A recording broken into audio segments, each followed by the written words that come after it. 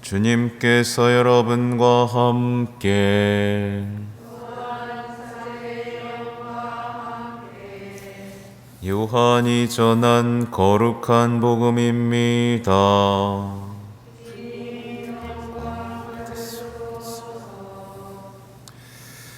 그때 요한이 자기 제자 두 사람과 함께 서 있다가 예수님께서 지나가시는 것을 눈여겨보며 말하였다. 보라, 하느님의 어린 양이시다. 그 두 제자는 요한이 말하는 것을 듣고 예수님을 따라갔다.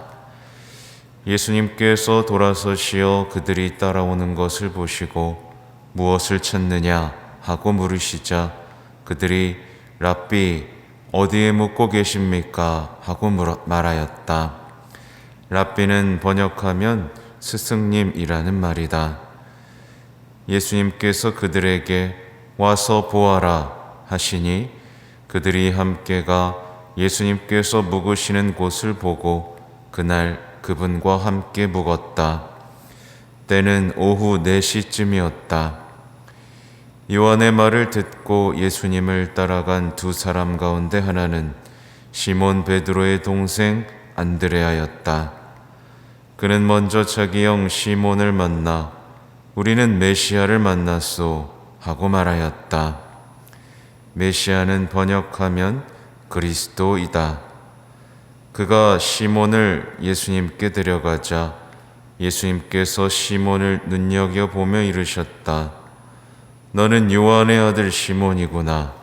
앞으로 너는 케파라고 불릴 것이다. 케파는 베드로라고 번역되는 말이다. 주님의 말씀입니다.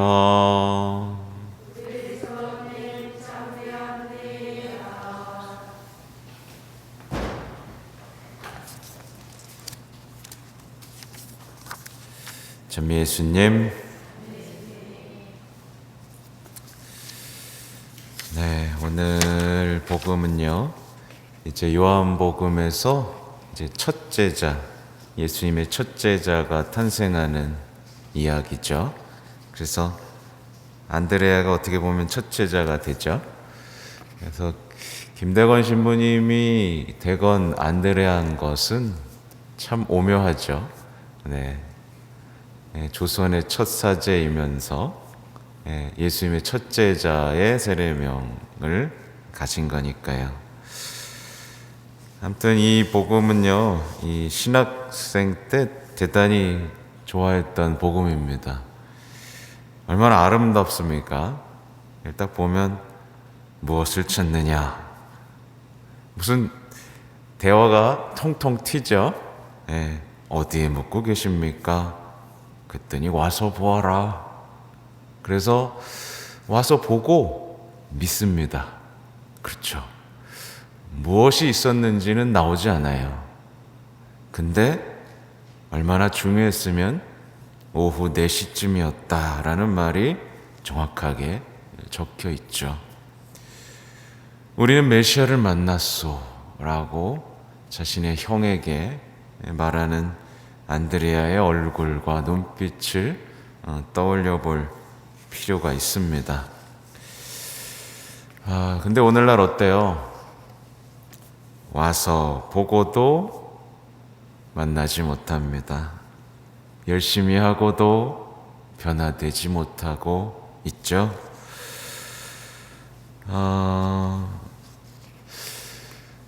이 성경적인 묵상이 얼마나 중요한지가 오늘 복음에서 조금 드러나고 있어요. 사실 예수님이 뭔가 대단한 설득을 한 게 아닙니다. 그죠? 대단한 지식을 가지고 그들을 끌어안은 게 아니고 또 무슨 기적을 베푼 것도 아닙니다. 그냥 와서 묵었잖아요. 그죠? 그리고 이 예수님을 만났다, 메시아를 만났다는 고백을 이끌어내는 이 성경적인 묵상, 그러니까 예수님의 일상과 함께하는 이 묵상이 신앙인에게 얼마나 중요한지도 오늘 보여주죠. 어젯밤에는요, 왜 이렇게 많은 사람들이 이렇게나 좋은 신앙을 왜 받아들이지 못할까에 대한 생각을 정리하면서 이 베네딕토 16세 교황님의 어떤 생각들과 접하면서 이것저것 고민하던 밤이었어요.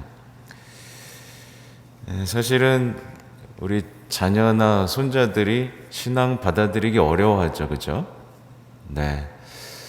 사실은 이 시대 과학적 만능 사고가 만연하고 학교 교육을 받고 미디어에 심취한 경우에는 사실 신앙을 갖기가 대단히 어렵습니다. 신앙을 그냥 과거의 유물 그리고 비과학적인 것이라고 취급을 하고 뭐라고 생각해요? 자기들이 다 안다라고 생각합니다. 이미 다 알고 있고 알게 될 것이고 다 해결할 수 있을 것이다. 지금의 인문학과 과학적 사고로 거기서 벗어나질 못해요.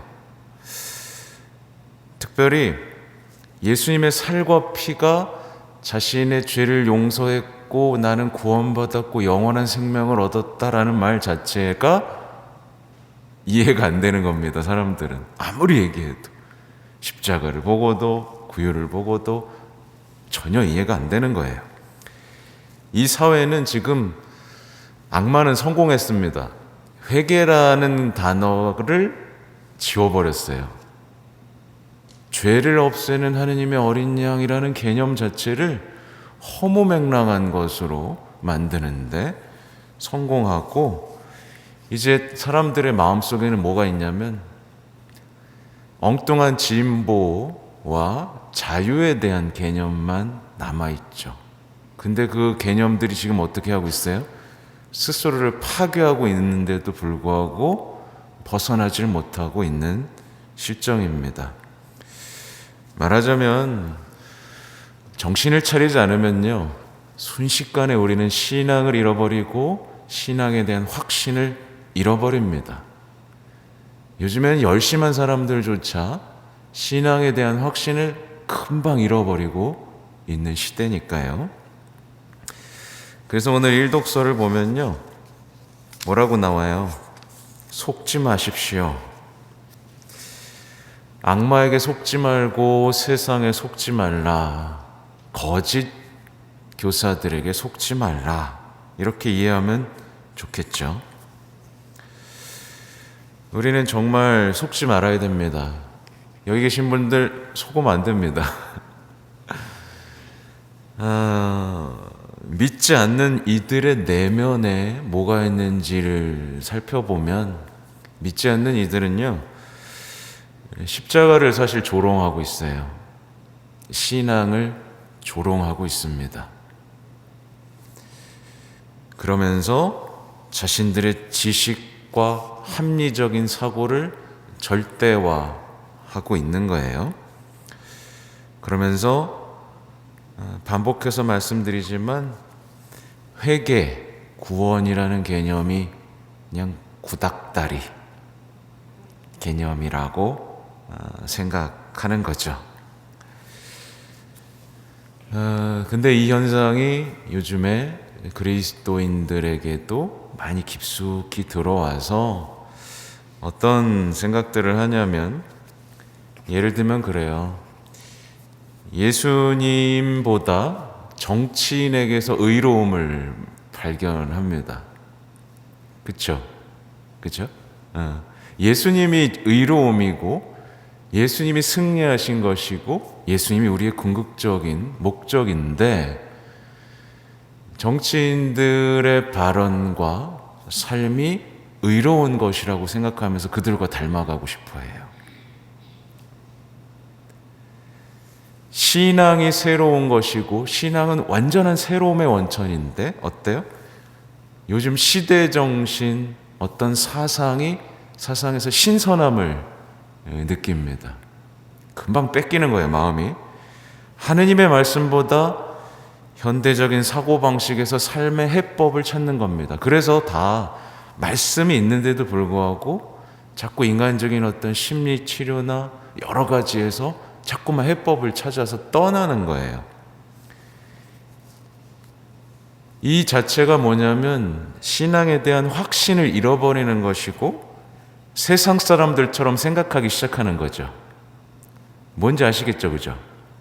세상 사람들처럼 생각하는 것으로 끝입니다. 신앙인답게 생각하고 신앙에 대한 확신을 가지고 신앙을 전해야 되는데 내 생각이 세상 사람들하고 닮아가면서 해법을 찾지 못하고 있다면 대단한 신앙의 위기에 놓여 있는 거죠. 그런데 인간은요, 결국에 하느님 없이는 답을 찾을 수가 없습니다. 하느님 없이 답을 찾을 수 없어요. 하느님을 잃어버린 인간은 결국 병들고 의미에 굶주리고 멸망을 향해 갈 수밖에 없습니다. 이 시대에 심각한 징후들이 나타나고 있잖아요. 그렇죠? 뉴스만 봐도 온갖 말도 안 되는 범죄에서부터 전쟁 하나 그치지 못하는 인간의 이 무력한 모습까지 보시면 근데도 자기의 한계가 없다라고 생각하는 엉뚱한 사회가 돼버렸습니다. 오늘 복음에서 오늘 일독서에서 이제 우리가 주목해야 될 부분 중에 하나가 하느님의 자녀와 악마의 자녀가 뚜렷하게 드러난다는 사실이에요. 여러분은 누구의 자녀? 하느님의 자녀죠. 하느님의 자녀는 끊임없이 악마의 자녀가 되지 않기 위해서 나를 악마의 자녀로 만들려고 하는 악마의 유혹을 뿌리칠 수 있어야 됩니다. 악마는 이렇게 오는 거예요. 내 자녀 하자. 그러면서 좋은 것 다 줍니다. 세상적인 것 다 줘요. 내 자녀 할래? 둘 중에 하나인 거예요. 신앙인이었다가 신앙을 버린 사람들은 그 꼬드김에 넘어간 거예요. 사실은 속은 거죠. 달콤한 것들에 속아버린 겁니다. 하여튼 오늘날 많은 신앙인들이 그리스도인으로 사는 게 어렵다고 말해요. 많이 말합니다. 뭐냐면 이 시대는 지금 멸시하고 단죄하고 이득을 챙기는데 혈안이 되어 있는데 나 이제 사랑하고 용서하고 손해보는 거 못하겠어요. 해봤는데 너무 힘들어요. 뭐 이렇게 말하는 것과 비슷하죠. 이 신앙의 깊이를 모른 채 겉만 따라하려다가 이제 나가 떨어지는 그 많은 분들이 고해소에 와서 내가 더 이상 왜 참아야 돼요? 뭐 이런 얘기 하는 거랑 비슷한 거죠. 그리스도인은 단순해져야 됩니다. 여러분 진짜 이 시대의 빛이 되셔야 돼요. 혼자만 열심히 하는 게 아니라 주변 사람들에게 정말 빛이 되셔야 돼요. 신앙에서 보물을 발견할 수 있어야 되고 신앙에서 반대되는 것과는 거리를 둬야 되고 신앙의 힘으로 세속주의와 맞서면서 환한 빛을 낼 수 있어야 됩니다. 악마는요, 특징이 있어요. 어제 보니까 정리해 보면 악마는요, 결국에 자기에 대한 사랑을 극단적으로 키워서 모든 것을 파괴하게 만듭니다. 결국 자기에 대한 사랑이냐, 하나님에 대한 사랑이 커지느냐, 이 두 개가 제가 볼 땐 전부가 아니지만 악마의 자녀냐, 하나님의 자녀냐예요. 그러니까 악마는 자기에 대한 사랑을 극단적으로 키워서 모든 걸 파괴하지만 하느님께서는 어때요? 형제에 대한 사랑을 키워서 모든 것을 보호하게 만듭니다. 마치 그런 거죠. 예수님이 자기를 포기했잖아요. 그래서 모든 걸 구원했잖아요. 그렇죠? 근데 요즘에는 자기를 포기 안 해요. 모든 게 나 중심이에요. 그러다 보니까 아주 가까운 배우자마저도 계속 파괴하고 자녀 파괴하고 세상 파괴하고 그렇죠? 만약에 어떤 사람이요, 자기가 살아가는 삶의 자리가 자꾸 폐허가 되고 있다면 뭐예요? 악마의 덫에 걸린 겁니다. 자기에 대한 사랑이 커지고 어둠이 드리워지고 사람들에 대한 실망, 불평이 커져가고 있다면 지금 악마의 덫에 걸린 거예요. 악마는 그럴듯한 생각과 가치관을 그 사람의 머릿속에 심어서 하나하나 무너뜨리기 시작합니다.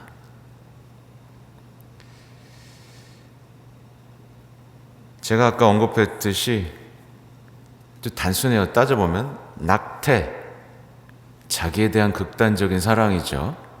그래서 자기 안에 생명을 죽이는 거예요. 불륜, 그렇죠? 그냥 자기에 대한 사랑이요. 난 더 행복하고 싶어. 난 외로워. 인신매매, 마약 왜 해요 요즘에? 행복에 굶주려서 왜 하는 거예요 그게? 행복에 굶주려서 뭔가 더 기쁘고 싶어서. 행복이 여기 있는데. 성적인 문란한, 성범죄, 이거를 다 한 줄로 요약하면 극단적인 자기 사랑과 즐거움에 대한 추구예요. 그렇죠? 우리는 속지 말아야 된다. 예. 예를 들면 성당에서도 뭐예요? 공동체를 악마가 분열시키고 싶어 하겠죠? 그렇죠? 여러분의 기도단체 모임들? 그러면 거기에 말려들면 되겠어요? 안 되겠어요? 안 되겠죠. 누군가 분열시키려고 할 때 일치시키려는 영적인 전투를 시작해야 되는 것. 가정도 파괴하려고 그러겠죠? 악마가? 그러면 그것을 어떻게든 자녀들의 내면에서 하나님을 지워버리려고 하겠죠? 그럼 그것도 싸워야 되고. 우리가 악마의 존재를 정확하게 인식한다면 우리는 충분히 싸워서 이길 수 있고 속지 않을 수 있습니다. 아무튼 그래서 그리스도인들은요, 이 회개의 여정, 평화의 여정, 승리의 여정을 가는 하느님의 자녀들이에요. 아무튼 부디 와서 보고 만났다라는 그 고백, 그 순수하고 열린 마음, 그 마음을 여러분이 회복했으면 좋겠어요. 아셨죠? 그래서 나는, 그러니까 돌아봤을 때 나는 언제 만났지, 만난 다음부터 어떻게 변화되기 시작했지라는 어떤 영적인 일기를 쓸 수 있어야 그 사람은 회개한 것이고 신앙의 여정을 걷고 있는 것입니다. 네, 부디 세상의 빛과 소금이 되는 신앙인 되시기 바랍니다. 아멘.